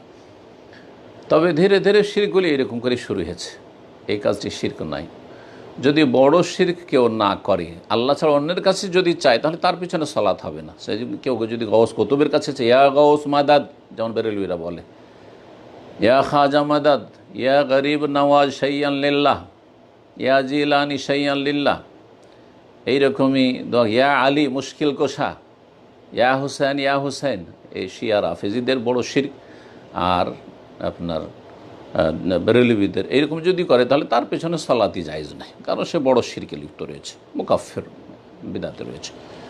কিন্তু যদি কেউ বলে যে আল্লাহ তোমার নবীর ওসিলাই, হ্যাঁ ইমাম আবু হানিফার ওসিলাই, ইমাম শাফির ওসিলাই, ইমাম আহমদের ওসিলাই, ইমাম ইবনে তাইমিয়ার ওসিলাই, এইভাবে যদি ব্যক্তিকে ওসিলা বানায়, তো এটি বিদাত। এটি আর বিদাত হচ্ছে হারাম, নাজায়েজ। কিন্তু সেই ব্যক্তি গুনাহগার হলেও সে বড় কুফরি করেনি, সুতরাং তার পিছনে সালাত হবে। এরকম যদি মোনাজাত করে, তার পিছনে সালাত হবে। দেখতে হবে যে আশেপাশে যদি আরও এমন কোনো মসজিদ পান যেখানে এইরকম বিদাতগুলি করে না, নাজায়েজ কাজ করে না, তাহলে আপনি বেঁচে থাকবেন এরকম বিদাতিদের পিছনে সালাত পড়ার থেকে। মাকরু অবশ্যই বিদাতিদের পিছনে সালাত পড়া দেয়, এরকম যারা ব্যক্তিকে ওসিলা ধরে। হ্যাঁ, ইসলামী ওসিলা রয়েছে কিসের? শরীয়ত সম্মত ওসিলা, কোনো ব্যক্তি নয়। আল্লাহর সামনে কি বল প্রয়োগ করতে চান কোনো ব্যক্তিকে সোর্স হিসাবে পেশ করে? না, এগুলো গুমরাহি। তো আল্লাহর কাছে শরীয়ত সম্মত ওসিলা হচ্ছে নিজের ঈমান এবং নেক আমল। ঈমান এবং নেক আমল, আল্লাহ আমি তোমার প্রতি ঈমান নিয়ে এসেছি, তোমার রসুলকে আমি ভালোবাসি, তোমার রসুলের প্রতি ঈমান নিয়ে এসেছি, আল্লাহ তোমার কিতাবের প্রতি আমি ঈমান নিয়ে এসেছি, আল্লাহ আমার গুনাহ খাতা মাফ করে দাও। আপনার ঈমান কেউ রব্বানা ইন্নানা আমান্না ফাগফির লানা যুনুবানা ওয়া কাফির আন্না সাইয়্যাতিনা ওয়া তাওয়াফানা মা'আল আবরার। নেক আমলের ওসিলা ধর, আল্লাহ আমি 2 রাকাত সালাত আদায় করলাম, আল্লাহ তুমি আমার মুশকিল দূর করে দাও, আল্লাহ আমি 10 টাকা দান করলাম, আল্লাহ এই দানের ওসিলা আমাকে গুনাহ খাতা মাফ করে দাও। এইভাবে নেক আমলের ওসিলা যেমন 3 জন ব্যক্তি ধরেছে সহিহ বুখারীর হাদিস। আর তারা বালা মুসিবতে ফেসে গেছিল ঝড় তুফানের সময়, পাহাড় এসে গুহায় যখন আশ্রয় নিয়েছিল, পাহাড়ে সে গুহার দরজা বন্ধ হয়ে গিয়েছিল, সে পাহাড় সরে গিয়েছিল। নেক আমলের ওসিলা ধরে তারা 3 জনে দোয়া করেছিলেন। দ্বিতীয় জায়েজ ওসিলা হচ্ছে বা শরীয়ত সম্মত ওসিলা হচ্ছে আল্লাহর নাম গুণাবলী দিয়ে, আল্লাহ তুমি রহমান, আমাকে রহম করো, আল্লাহ তুমি গফুর গফফার, তুমি আমাকে মাফ করে দাও, আল্লাহ তুমি মুনতাকিম প্রতিশোধ গ্রহণকারী, আল্লাহ তুমি জালেম থেকে প্রতিশোধ গ্রহণ করো। এইভাবে আল্লাহর কাছে দোয়া কর, আল্লাহর নাম গুণাবলী দিয়ে। তোমার রহমতের মাধ্যমে দোয়া করছি, আল্লাহর রহমতের ওসিলায়, আল্লাহর নামের ওসিলায় দোয়া করা। তৃতীয় হচ্ছে কোনো জীবিত ব্যক্তি, নেক জীবিত ব্যক্তির কাছে দোয়া করা। নিজেও দোয়া করছেন, তার সাথে নেক কোনো জীবিত ব্যক্তি, কোনো আলেম বা মাতা পিতাকে বলছেন যে আমার জন্য দোয়া করিয়েন, কোনো জীবিত ব্যক্তির কাছে দোয়া চাওয়া, এটি হচ্ছে ওসিলা। এই 3টি হচ্ছে শরীয়ত সম্মত ওসিলা। ওসিলার উপর আমার বিস্তারিত যে আলোচনাগুলি রয়েছে সেগুলি আরও অতিরিক্ত জানার জন্য শুনে নেবেন। 11 নম্বর প্রশ্ন বলছেন, আমার বোন 2-3 মাসের একটি মেয়েকে লালন পালন করে, এখন বিবাহের উপযুক্ত, পালিত মেয়ের পরিচয় জানা নেই, অন্য আরেক অপরিচিত মহিলার কাছ থেকে পাওয়া। আমার বোনকে মা বাবা বলে ডেকে বড় হয়েছে, পালিত মেয়ে তাহার ব্যাপারে কোনো কিছুই জানে না। এখন বিবাহের ব্যাপারে কি করা? পালিত মেয়ে ও পাত্রপক্ষ উভয়কে জানানোর দরকার কি না? আপনার মতামত। ভুল ত্রুটি ক্ষমা করবেন। জি, এই যে পালিত মেয়ে নিয়েছেন আর তাকে নিজের সাথে সম্পৃক্ত নিঃসন্দেহ করেছেন যে কাগজে কলমে হয়তো লেখাপড়ার যুগ আজকাল, আপনাদের নাম উল্লেখ করে দিয়েছেন, আর এমনভাবে করেছে সে জানেই না যে আমি আসলে এদের সন্তান না, এরা আমার পালক বাবা মা। তাহলে এটা জায়েজ নয়। লান আল্লাহ আলামান আবি, আল্লাহ লানত রয়েছে ওই সব লোকদের ওপর যারা নিজের বাবা ছাড়া অন্যের সাথে সম্পৃক্ত হয় বা সম্পৃক্ত করে। সুতরাং এইরকম কাজ ঠিক হয়নি। ওই মেয়ে বড় হয়েছে, তাকে জানিয়ে দিতে হবে যে আসলে তোমাকে কোথাও পাওয়া গেছিল, তোমার বাপ মাকে আমরা জানি না, আল্লাহ ভালো জানেন, আর আমরা ভালোভাবে পরিচর্যা করেছি, প্রতিপালন করেছি, এখন তোমার বিয়ে দিচ্ছি জানি, যাতে করে সে বুঝতে পারে যে আমার ওপর বড় এহসান অনুগ্রহ রয়েছে এদের, কিন্তু এরা আমার মূলত বাবা মা না। জি, আর তার সাথে পাত্রকে জানিয়ে দেওয়াও জরুরি, কারণ পাত্রকে যদি না জানান, বিয়ে দিয়ে দিলেন, আর অন্য কোনো সূত্রে পরে জানতে পারলো, এটা কি ভালো হবে? এটা খেয়ানত, রিস, এটা ধোঁকাবাজি করা। এমন এর প্রতিক্রিয়া হতে পারে যে না, আমাকে ধোঁকা দিয়েছে, সুতরাং আমি রাখবো না, তালাক দিয়ে দেবো। তখন কি করবেন? সুতরাং জায়েজ নয়। জানিয়ে দেবেন যে বাবা, এই মেয়ে কিন্তু আমরা লালন পালন করেছি, এই মেয়ের বাবা মা সম্পর্কে কিছুই আমার জানা নেই, এটা জানিয়ে দেওয়ার পরে বিয়ে করবে, তাহলে সে আর এইরকমের কোনো প্রতিক্রিয়া দেখাবার সুযোগ পাবে না বা ক্ষয়ক্ষতির কোনো আশঙ্কা নেই। 12 নম্বর প্রশ্ন করেছেন, শেখ আমার একটা প্রশ্ন ছিল আপনার কাছে, ইমাম যদি ভুল করে কেরাতের ভিতরে মুক্তাদির নামাজ হবে কি না? ইমাম যদি ভুল করে মুক্তাদির গুনার ভাগ ইমাম সাহেব পাবে কি না? প্রশ্ন উত্তরটা জানাইন। ইমাম যদি ভুল করে কেরাতের ভিতরে, মুক্তাদির নামাজ হবে কি না? কেরাতের ভিতরে যদি ভুল করে, সেটা 2 স্তর রয়েছে। যদি এমন ধরনের ভুল করে, জের জবর হরকতে ভুল করেছে যাতে অর্থ পাল্টিয়ে যাবে, অথবা মাখরাজ শব্দের উচ্চারণে ভুল করছে, জিমকে জা পড়লো, জাল পড়লো, শিনকে সা পড়ে দিল, বা সাকে সিন পড়ে দিল, সদ পড়ে দিল, তাহলে অর্থ পাল্টিয়ে যাবে। অর্থ পাল্টিয়ে গেলে সূরা ফাতিহাতে যদি অর্থ পাল্টিয়ে যায়, সূরা ফাতিহা পড়া যেহেতু রোকন, তাহলে সালাত হবে না। সূরা ফাতিহা যদি শুদ্ধ পড়তে পারে, ভালো করে বিষয়টি বুঝে, সূরা ফাতিহা শুদ্ধ করে যদি পড়তে পারে, আর অন্য সূরা পড়া যেহেতু সুন্নত, তাতে যদি ভুল করে, গুনাহগার হবে অবশ্যই ইমাম, কিন্তু তাতে আপনাদের সালাত হয়ে যাবে। কারণ সর্বনিম্ন যাতে সালাত হয়ে যায় তা হচ্ছে সূরাতুল ফাতিহা, লা সালাতা লিমান লাম ইয়াকরা ফাতিহাতুল কিতাব। সূরা ফাতিহা না পড়লে সালাত হয় না। সূরা ফাতিহা যেহেতু শুদ্ধ পড়েছে, সুতরাং আপনাদের সালাত হয়ে গেছে, আর সে ইমামেরও সালাত হয়েছে। কিন্তু অন্যান্য সূরাগুলিতে লাহানি জালি বড় ধরনের ভুল করছে, সুতরাং সেটাতে গুনাহগার অবশ্যই হবে। আর যদি সূরা ফাতিহাতে এরকম ভুল থাকে, তাহলে মোটেই নামাজ পড়া জায়েজ নয়। তার পেছনে বলে দেবেন যে তোমার নামাজ হয়নি, আমাদেরও নামাজ হয়নি, আপনারা পুনরায় সালাত আদায় করবেন, অথবা এর পিছনে সালাত আদায় করবেন না, তাকে সরিয়ে দেবেন।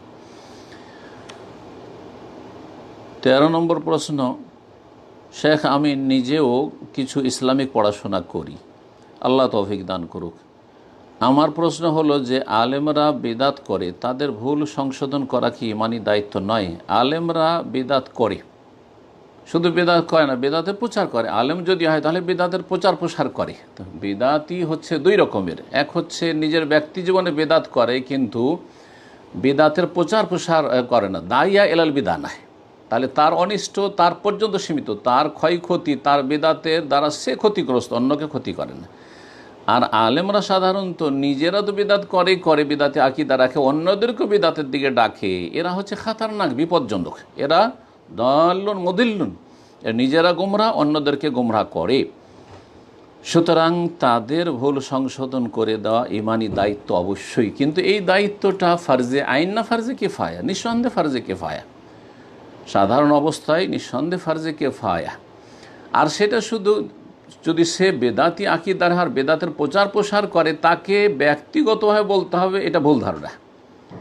সে জাতিকে গুমরাহ করে বেড়াচ্ছে, আর আপনাকে আমাকে গিয়ে তার বাড়িতে গিয়ে বলতে হবে, তাকে টেলিফোন করে বলতে হবে, শুধু তার সংশোধন করে হবে? হ্যাঁ, তার টাকনার নিচে যদি কাপড় থাকে, সে যদি দাড়ি না রাখে, সে যদি হারাম খায়, হ্যাঁ ঘুষ খায়, সুদ খায়, সে তার ব্যক্তি জীবনে ভুল ভ্রান্তি করে, ফজরের সালাতে দেখা যায় না, তার নিজের ক্ষতি করছে ইত্যাদি, তাহলে তার ব্যক্তি জীবনের ভুল, ব্যক্তি চরিত্রের ভুল, ব্যক্তি আমলে ভুল, তখন তার নির্জনে সংশোধন করবেন, যাতে সংশোধন হয়।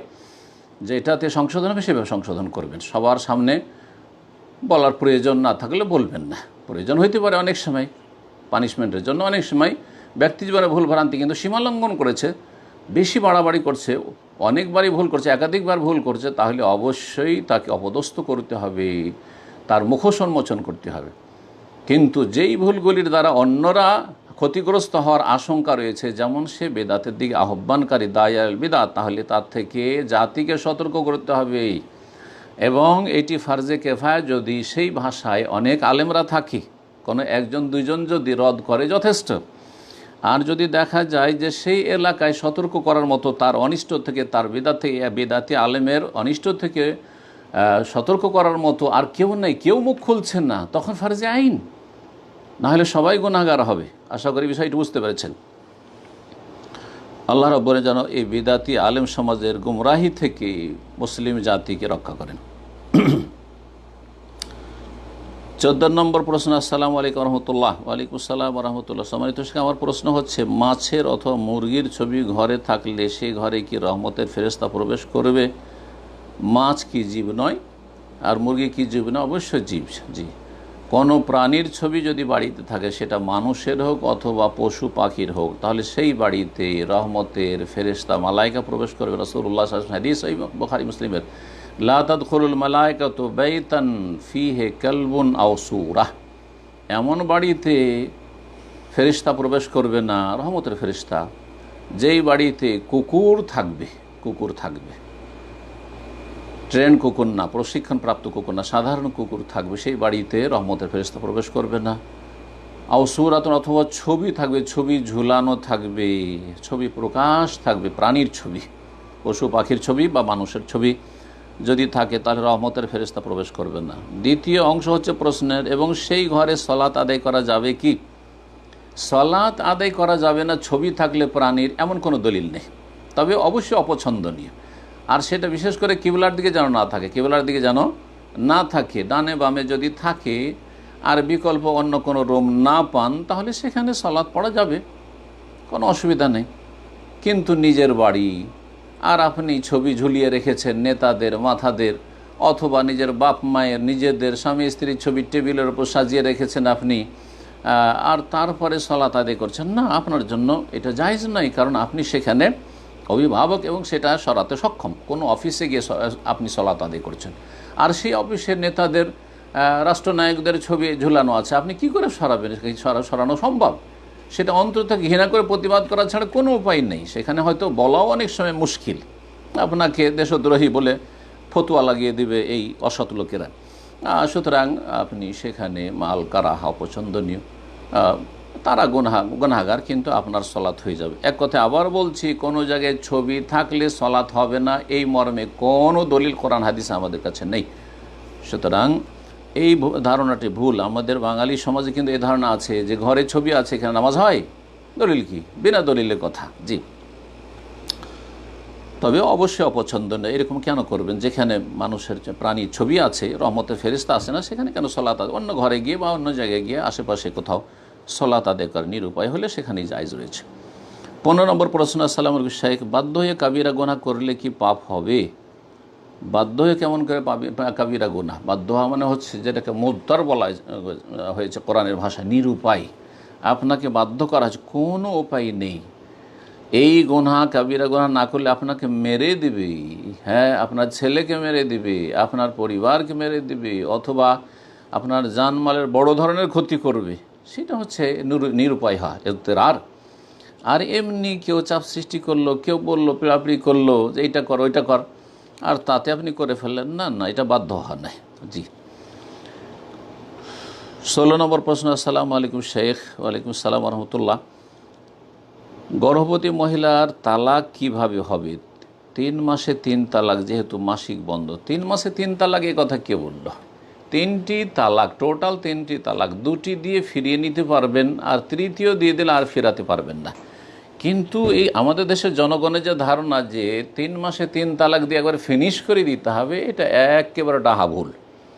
বরং একটি সুন্নত হচ্ছে একটি তালাক দেবেন, এমন পবিত্রতাই যেই পবিত্রতা স্পর্শ করেনি, স্বামী স্ত্রী মিলন হয়নি, যাতে করে পেটে বাচ্চা ধরার, গর্ভধারণের আশঙ্কা না থাকে, সম্ভাবনা না থাকে, আর তারপরে তালাক দেবেন। ওই সময়টাই মাসিক থেকে বা পবিত্র হওয়ার পরে, সেই সময় স্বামী স্ত্রীর একে অপরের চাহিদা থাকে, তালাকের সম্ভাবনা কমে যায়। এই হেকমতের জন্য বলা হয়েছে এটি হচ্ছে সুন্নি তালাক। পবিত্র অবস্থায় যদি তালাক দেন, এটা হচ্ছে সুন্নি তালাক। আর আরেকটি তালাক হচ্ছে পেটে বাচ্চা থাকা অবস্থায়, সেটাও তালাক দেওয়া যেতে পারে। নবী সাল্লাল্লাহু আলাইহি ওয়াসাল্লাম সহিহ মুসলিম হাদিস, সুম্মা লিউতাল্লিকাহা তাহিরান আও হামিলান, তারপরে স্ত্রীকে তালাক দিক। ইবনে ওমর সম্পর্কে রাদিয়াল্লাহু তাআলা আনহুমা নবী সাল্লাল্লাহু আলাইহি ওয়াসাল্লাম বলেছিলেন যে তাকে তালাক দিতে হয় তাকে পাক পবিত্র অবস্থায় তালাক দিক, আর না হইলে হামেল, গর্ভবতী অবস্থায়, পেটে বাচ্চা থাকা অবস্থায় তালাক দিক। এই জন্য শাইখ ইবনে বাজ রাহমাতুল্লাহ আলাইহি তার ফতোয়াতে বলেছেন, এবং এর ওপর ইজমা, ঐক্যমত রয়েছে যে পেটে বাচ্চা থাকা অবস্থায় তালাক দেওয়া হচ্ছে সুন্নি তালাক, জায়েজ তালাক। এটা বেদি তালাক নয়, হারাম তালাক নয়, বেদাতি তালাক। আর শরীয়তের খেলাফ তালাকের জন্য নবী সাল্লাল্লাহু আলাইহি ওয়াসাল্লাম এই কথা বলতেন না। সুম্মা লিউতাল্লিকা তাহিরান আও হামিলান, পবিত্র অবস্থায় তালাক দাও, আর না হলে হামাল, পেটে বাচ্চা থাকা অবস্থায় তালাক দাও। তালাক দিলে পেটে বাচ্চা থাকা অবস্থায় আর একটি তালাক দেন, সেটা একটি তালাক দিয়ে 3 মাসিক পার করে দিলেন, যদি মাসিক হয়। মাসিক হচ্ছে না নাবালিকা অথবা একেবারে বেশি বয়সীকে মাসিক বন্ধ হয়ে যায়, তাহলে 3 মাস তার ইদ্যত। পেটে যদি বাচ্চা থাকে তো তার ইদ্যত হচ্ছে বাচ্চা প্রসব করা পর্যন্ত। সূরা তালাকের আয়াত নম্বর 4 আল্লাহ রাব্বুল ইরশাদ করে, ওয়াউলাতুল আহমালি আজালুহুন্না ইয়াদান হামলাহুন, যারা গর্ভধারণকারিণী, আজালুহুন্না, তাদের ইদ্যত হচ্ছে তাদের বাচ্চা ভূমিষ্ঠ হওয়া পর্যন্ত, বাচ্চা ভূমিষ্ঠ হওয়া পর্যন্ত। 17 নম্বর প্রশ্ন বলছেন শেখ। আসসালামু আলাইকুম। ওয়ালাইকুম আসসালাম রহমতুল্লাহ বারকাতুহু। বলছেন শেখের কথা আমার খুব ভালো লাগে, জাযাকাল্লাহ খের। হুজুরের নিকট জানতে চাই, হুজুর বলবেন না, এই হুজুর কথাটি অপছন্দনীয়। জানতে চাই দাড়ি রাখার ব্যাপারে। সাধারণত আমরা জানি গোঁফ ছোট রাখো এবং দাড়িকে ছেড়ে দাও। এছাড়াও জানি নবীজি সাল্লাল্লাহু আলাইহি ওয়াসাল্লাম সাদা দাড়িকে রং করতে বলেছেন, বা নিজে মেহেদি দিতেন না, নিজে মেহেদি দেননি। নবী সাল্লাল্লাহু আলাইহি ওয়াসাল্লামের 19টি দাড়ি মাত্র সাদা হয়েছিল, তো মেহেদি কেন দেবেন? তো এই কথাটি ভুল, যে নবী সাল্লাল্লাহু আলাইহি ওয়াসাল্লাম মেহেদি ব্যবহার করতে বলেছে যাদের দাড়ি প্রায় সাদা হয়ে গেছে তাদের। এটা হচ্ছে উত্তম, তাও ওয়াজিব নয়। আবার এটাকে অনেকে আবার ওয়াজিব মনে করে, এটাও ভুল। আমাদের দেশের এক শ্রেণী আলেমরা, দাড়ি যদি কেউ সারা জীবন সাদা রেখে দেয় তাতে কোনো নাজায়েজের বিষয় নেই। আমার জিজ্ঞাসা হলো, সুন্দরের জন্য বা ফ্যাশন করার জন্য দাড়ি ছেঁটে রাখা যাবে কি না? দাড়ি ছেঁটে রাখলে গুনাহগার হবে। তবে যে ব্যক্তি দাড়ি মুন্ডন করে তার চাইতে ভালো, তুলনামূলক ভালো, কিন্তু অবশ্যই গুনাহগার। তারপরে বলছেন মার্কেটের প্রসাধনী সামগ্রী, দাড়ির জন্য চিরুনি, ব্রাশ, তৈল বা বাম, এমনকি বিশেষ শ্যাম্পু, কন্ডিশনার, এসব ব্যবহার করা যাবে কি? হ্যাঁ, ব্যবহার করা যাবে। সেগুলি যদি হালাল হয় এবং সেগুলি পাক হয়, না পাক না হয়, তাহলে যাবে, ব্যবহার করা যাবে, কোনো অসুবিধা নেই। দাড়ির যত্ন করেন, ভালো জিনিস। দাড়ির পরিচর্যার ক্ষেত্রে ইসলামে কতটুকু অনুমতি দেই? যতটুকু পরিচর্যা করলে দাড়ি সুন্দর থাকে, তার পিছনে লেগে আপনি সময়ের অপচয় করবেন না, বাড়াবাড়ি করবেন না। বিস্তারিত জানালে উপকৃত হবে। জাযাকাল্লাহ খের। প্রশ্নকারী বলছেন মারুফ খান, লস অ্যাঞ্জেলেস, যুক্তরাষ্ট্র। 18 নম্বর প্রশ্ন। আসসালামু আলাইকুম। ওয়ালাইকুম আসসালাম রহমতুল্লাহ। উস্তাদ, সালাতের প্রথম 2 রাকাতে সূরা ফাতিহার সাথে অন্য যে কোনো একের অধিক সূরা পড়তে পারবো কি? হ্যাঁ, পারবেন। যেমন বলছেন যে প্রথম রাকাতে সূরা ফাতিহার সাথে সূরা ফিল, সূরা কুরাইশ, সূরা মাউন, দ্বিতীয় রাকাতে সূরা ফাতিহা, সূরা ইখলাস, ফালাক, নাস, হ্যাঁ পড়তে পারবেন। গোটা কোরআন পড়তে পারবেন, গোটা কোরআন পড়তে পারবেন, সমস্যা নেই। একদিক থেকে পড়ে যান, কোনো অসুবিধা নেই। এক পারা করে পড়েন আপনি, জি, কয়েকটি সূরা একসাথে পড়েন। তবে উত্তম হচ্ছে তরতিব বহাল রাখা, পর্যায়ক্রমে যেভাবে কোরআনে কারীমের বিন্যাস রয়েছে উসমানী মুসহাফে রাদিয়াল্লাহু তাআলা আনহু, সেইভাবে পড়াটা হচ্ছে উত্তম।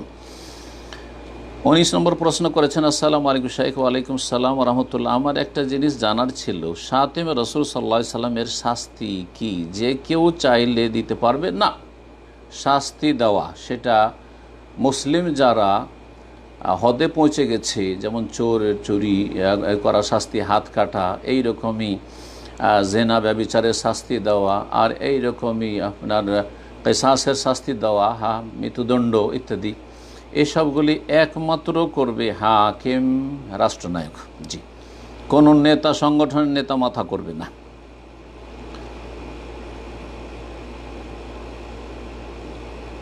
বলছেন যে কেউ চাইলে দিতে পারবে? না, পারবে না। রাষ্ট্র ছাড়াও কি সাধারণ মানুষ কি নিজ হাতে তাকে হত্যা বা অন্য শাস্তি দেওয়া জায়েজ হবে? না, মোটেই জায়েজ নয়, এটা সীমালঙ্ঘন। আর রাষ্ট্রনায়ক যে শাস্তি দেবে, তার অধীনে যারা রয়েছে, তার দেশের লোক যদি এরকম অপরাধ করে, শাতিমে রসুল বলতে রাসূলুল্লাহ সাল্লাল্লাহু আলাইহি সাল্লামকে যে গালমন্দ করে, আপনি আরবিতে বলেছেন, আমাদের বাংলা ভাষীরা বুঝবে না, সেই জন্য বলছি শাতামা মানে গালি দেওয়া। যে রাসূলুল্লাহ সাল্লাল্লাহু আলাইহি সাল্লামের মানহানি করলো, রাসূলুল্লাহ সাল্লাল্লাহু আলাইহি সাল্লামকে গালি দিল, সেই ব্যক্তির রক্ত হালাল। কিন্তু কার জন্য হালাল? এই মৃত্যুদণ্ডের বাস্তবায়ন করবে, এই হদ জারি করবে মুসলিম শাসক তার অধীনে থাকলে, মানে তার দেশের লোক হলে, ওই লোক তার অধীনে তার দেশে থাকলে। এই কথাটিও মনে রাখতে হবে, অনেকে বুঝে না। যেই ব্যক্তি রাসূলুল্লাহ সাল্লাল্লাহু আলাইহি সাল্লামের মানহানি করেছে, ব্যঙ্গচিত্র করেছে, গালমন্দ করেছে, সে অন্য কোনো কাফের রাষ্ট্রে থাকে, আর খামাখাতে মুসলিম দেশে তার জন্য এমন গোলযোগ সৃষ্টি করে, এমন অশান্তি সৃষ্টি করেছে, যেই কাফের দেশে সে অপরাধী জালেম আশ্রয় নিয়ে আছে, সেই দেশে পৌঁছার তো কোনো ক্ষমতা নেই।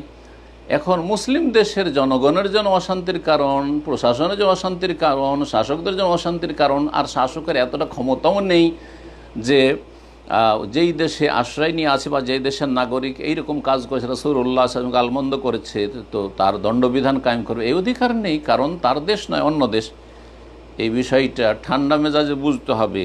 বাঙালি জাতি আবেগ দিয়ে ধর্মকর্ম করে, বিবেক দিয়ে করে না, আর কোরআন সুন্নাহর দলিলও জানেও না, আর যারা জানে তারা ভালো করে জানার এবং মানারও চেষ্টা করেন। আল্লাহ রাব্বুল আলামিন যেন তৌফিক দান করেন।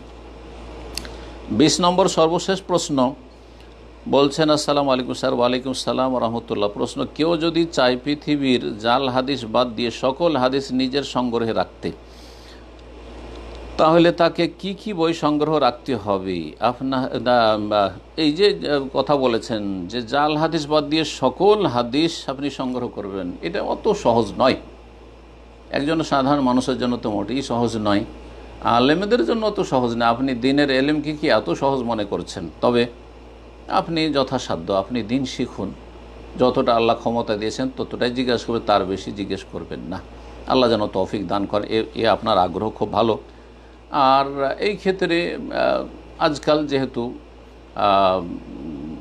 আপনার যে যান্ত্রিক সভ্যতার যুগ, সুতরাং মাকতাবা শামেলা একটি সিডিতে, আপনি মাকতাবা শামেলা একটা প্রোগ্রাম রয়েছে, যাতে বিশাল লাইব্রেরি রয়েছে, যাতে বিশাল লাইব্রেরি, হাজার হাজার কিতাব তাতে রয়েছে, কোরআন এবং হাদিস ছাড়াও অন্য অন্য সাবজেক্টের। তো সেটা একটা কম্পিউটারে বা ল্যাপটপে আপনি লোড করে রেখে দেন, আর সেখান থেকে সার্চ দিতে হবে। তো আপনি সাধারণ মানুষ, সেটা সাধারণত আরবিতে আছে, ইংলিশে আছে কিনা বলতে পারবো না, হয়তো হয়েছে, সার্চ দিতে হবে। আর সার্চ যাওয়ার জন্য একটা হাদিসের তো শব্দ জানতে হবে কমপক্ষে। সেটা ভালো আলেম না হলে অনেক সময় পারবেন না, কারণ সাধারণ আলেম যারা আমাদের সমাজের, তারা হাদিসের বাংলা জানে কিন্তু আরবি শব্দ পারে না। তা আরবি শব্দ একটা না দিলে তো আপনি সার্চ করে খুঁজে পাবেন না। সুতরাং দ্বীনের এলেমটাকে অত সহজ মনে করিয়েন না, যত সহজ আপনারা মনে করছেন অত সহজ নয়। আল্লাহ রাব্বুল যেন আমাদেরকে উপকারী জ্ঞান দান করেন এবং ভালো আমলের, নেক আমলের তৌফিক দান করেন, এবং দ্বীনের নির্ভেজাল তৌহিদ সুন্নাহ ভিত্তিক দাওয়াতের তৌফিক দান করেন, এবং আমাদের দ্বীন, দুনিয়া, দাওয়া সব কিছুতে আল্লাহ যেন বরকত দান করেন। আমাদের পরিবার পরিজন যারা আমার আলোচনা শুনলেন এবং শুনবেন, আল্লাহ সকলকে নেক হায়াত দান করেন, সকলের বালা মুসিবতকে দূর করেন, সকলকে বালা মুসিবত থেকে মুক্ত রাখেন, সমস্ত ফিতনা ফাসাদ থেকে আল্লাহ যেন আমাদের হেফাজত রাখেন, এবং মধ্যম পন্থা অবলম্বনের তৌফিক দান করেন। দ্বীন ইসলাম হচ্ছে মধ্যম পন্থা। আল্লাহ খারেজিদের চরম পন্থা থেকে আমাদের হেফাজত করেন, মুসলিম জাতির হেফাজত করেন, বাংলা ভাষাভাষী ভাই বোনদের হেফাজত করেন। আর যারা বেদিন, আল্লাহ তাদের অনিষ্ট থেকেও আল্লাহ ইসলাম মুসলিমদের হেফাজত করেন। ওয়া সাল্লাল্লাহু সাল্লাম আলা নবিয়িনা মুহাম্মদ ওয়ালা আলিহি ওয়াসাহবিহি আজমাইন।